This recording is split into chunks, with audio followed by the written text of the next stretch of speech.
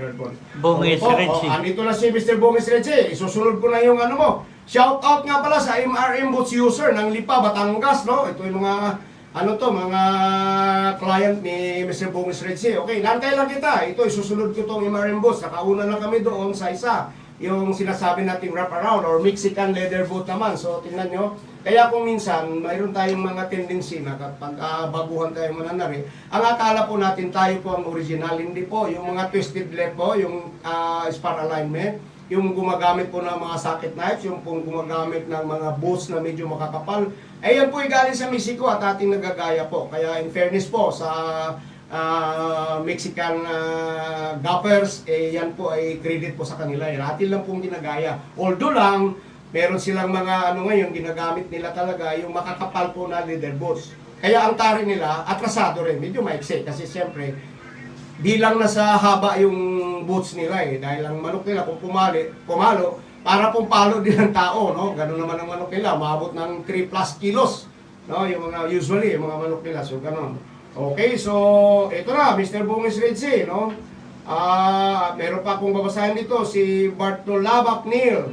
Good morning, watching from Masbate. Mga tropa natin sa Masbate. Ito yung mga tropa to ni Bong Lim, no? Ng Masbate. Shout out to you, Idol Bong Lim, no? Ito sila si Bartolome Neil, no? Siyempre sa Facebook po. Kaya ko hindi makakalimutan ng lugar na yan dahil kay Bong Lim, sila po kasi yung mga una talaga dito nung ako'y mag-umpisa lang po ng mag-vlog-vlog ng mga ganito. Okay po, sila po yan. Nais ko rin pasalamatan yung sila Jonsky Fabillar, yung mga yun, no? John Mark Yamson, hindi ko makalimutan yan sila ng mga pangalan Meron pa akong Jomar Labaupa. So, simula tayo, nandiyan na sila. Hanggang ngayon, sumisilip sila. JM Powa, nandiyan po sila. And, these people are helping, helping sa ating discussions, tumutulong sila. Okay po? So, watching from Masbate. Sir, good morning, Masbate boys. Salamat po sa inyong lahat, sa inyong oras. Okay, Ma'am Susana Ichavis is also watching. Good morning to you, Ma'am. Kasi atin yung ginagawa natin dito, kailangan mag-live talaga tayo dahil lagi kong parang siyempre mahirap naman na lagi kang mag-ano ng sagot kasi po marami po talagang nagsasabi na bitin. Siyempre po sa mga vloggers version, meron po kami tinatawag na reels. Yung pong reels namin, hinihimay-himay po na yun just to see to it na kung kunwari po, ang gusto mo lang naman yung asinta ng site lang, yun lang ang ilalagay namin. And at the same time, doon po kami sa mayroong kita po, no? Mas maganda po ang kitaan doon para po naman makabili po tayo ng marker at ano naman yung susulat ko kung wala tayong kunting kita. Okay, ang mga vloggers ngayon ay labas na rin po ng ating kagalang-galang na meta, yung mga kita. So, natuwa na rin kasama ng iyong abang lingkod na mayroon na na-compute ng parang sahod natin. So, shout out and well, thank you to Boss Meta. Good morning, no? Siyempre, namomonitor din nila tayo niyan, okay? So, tingnan natin ulit, no? Meron tayong Castor Casires. Hello, Idol from Lawag, Ilocos Norte. More blessings, sir. Nako, napakaganda naman magpagana sa atin si Boss Castor Casires. Shout out to you, sir. Good morning. Salamat po. At sa inyong trupa dyan, no? Danim pangkagaman, pa-order yan boss sa leather boot na yan. Okay. Sir, sa ano po? Sa kuhaan tayo. Doon na po tayo sa online. Doon tayo sa online. Alam niyo naman yun, pag lagay nyo ng applications ng dalawang online na yan, ay mamili na lang ho kayo. Yung isa, tunog happy. Yung isa naman, ang isa pasada. No? Tunog lang. Mga ganun. Ano? Okay, so doon na lang po kayo makita nyo. Mexican leather boot. Makikita po niyan. Okay, pero yung ipapakita ko sa inyo, yung MRM leather boot, si Bongis Richie po ang ipipiin nyo hindi ako makakaano masyado, no? Okay, pinupromote ko yan at aking kasing ginagamit namin na talagang, talaga, patok ko talaga. Ruben Calagim Jr. is also watching. Good morning, sir. Okay, tuloy na tayo. Idol, Bongis, nandiyan ba si Mr. Bongis Richie, no? Okay, ito na, didemonstrate natin tong MRM boots, no?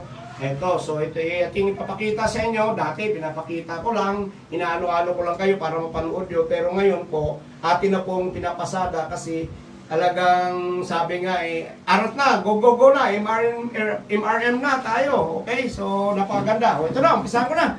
O, tigil mo na ang aking salita. Okay. Ngayon, itong sapin po na ito, ito kasi naputol ko, nasa mga 80 centimeters. Sabi kasi nila, makapal daw yung MRM, makapal. Hindi po to makapal. Wala po yung kinapal nito. Natural lang siya na balat. Kaya lang siya po ay na-compressed. Kaya kita mo, buo siya. Ngayon, ang maganda po dito na nakikita natin, ito'y pinangalanan ko na nga ito ng universal boot. Pwedeng gamitin sa mga edad na kahit anong klaseng edad ng manok, no? Stag, cats, kasi po ito ay napaka siya, yung parang protective siya doon sa paa ng manok dahil hindi po ito lumulundo. Hindi siya lumulundo, hindi siya kasing tigas sa plastic. Pero hindi siya rin naman lumulundo. Wala siyang play, wala siyang bounce, no? Hindi po to na pag pinalo ay talagang may galaw, wala po to. Kaya salpak ng salpak po ito. Okay? Ngayon, other than that is that yung nagagamit po siya sa normal na kabit. Tatlo pong applications ito. Yung kay Mr. Bungis Red Sea na kabit. Bungis Red Sea po Bungis, B-U-N-G-I-S. Red na pula at saka sea na dagat. Bungis Red Sea po. Tingnan nyo po, may live po siya sa demonstration doon. Mamili ho kayo kasi ang aming ginagawa po ay puro options for you to have a very easy applications po sa kung alin po ang mapupusuan po ninyo. Pinapadala ko lagi ni Mr. Bungis Red Sea na nananalo ang kabit ng mga tropa natin na gamit po ito, no?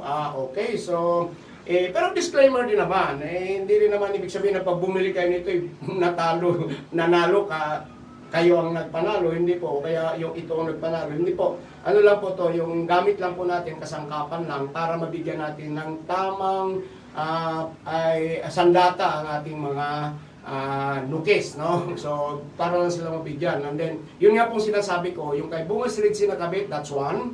And then, dito sa akin, meron akong dalawa. Para sa mga twisted left, yung pong nagkakabit na nakalabas yung garol, na minsan nasisita rin yan sa mga sabungan noong araw, kasi hindi nga maintindihan yung tinatawag na spare alignment, kasi sabi na, labas daw po yun. Hindi po lumabas yun.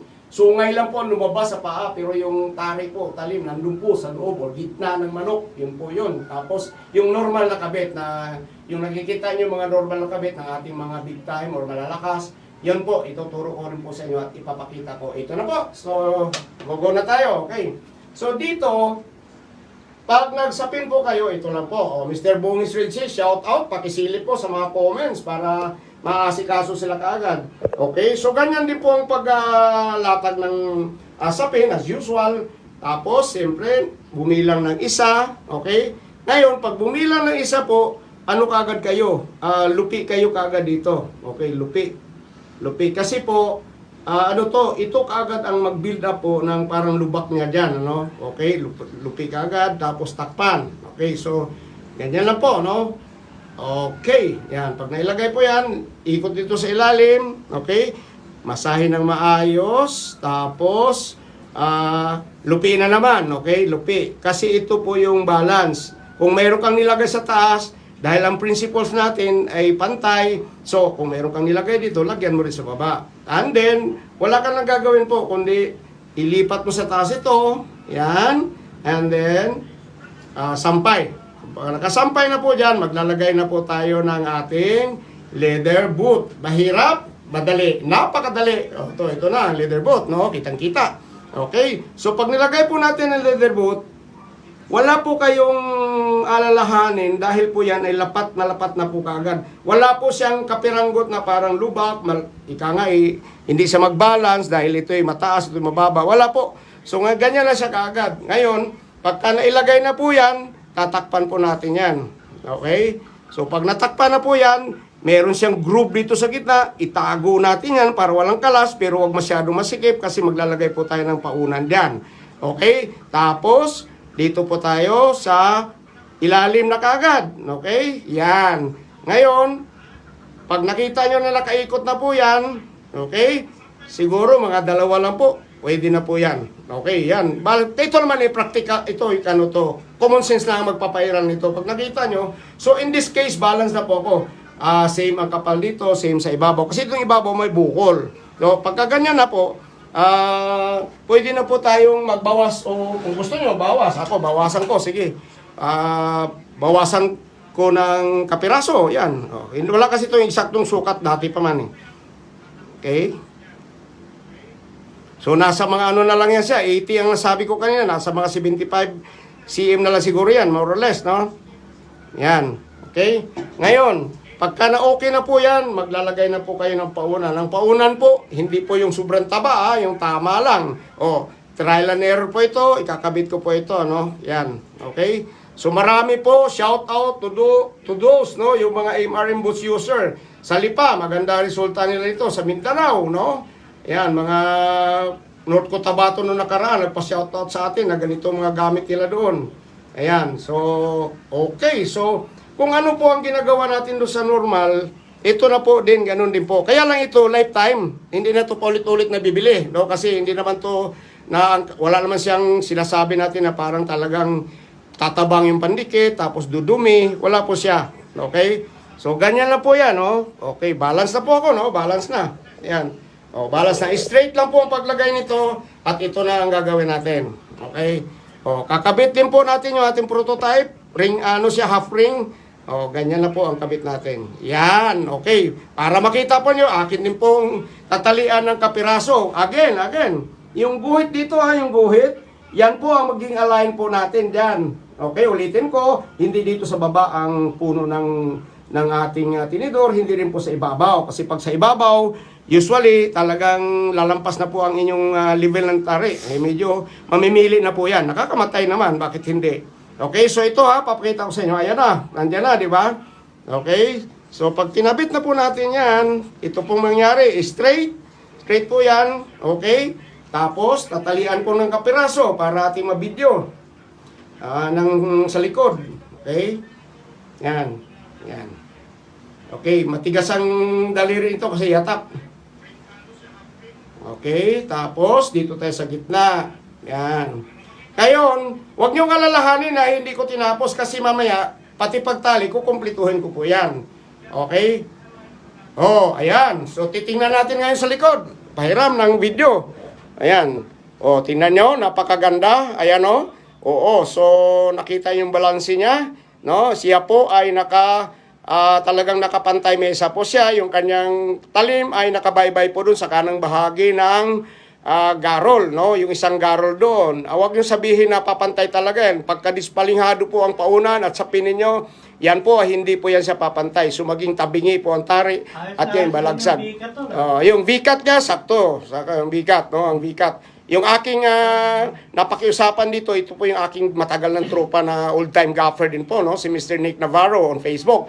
Yan po. So, ganyan po ang kabit natin na hindi po talaga kayo dyan babasiyuhin yan. Ang bawat palo niyan ay talagang malinaw-naw. Ay, kakabit yan. Oo, yan. Pag nakabit po yan. Napakadali. Wala po siyang yung parang lulundo. Wala po siya yung parang magbabounce dahil ang kanyang balat po ay compressed. No? Na-compress po siya. Kumbaga sa quote-unquote, parang niluto. No? Parang ganun, Parang ganun.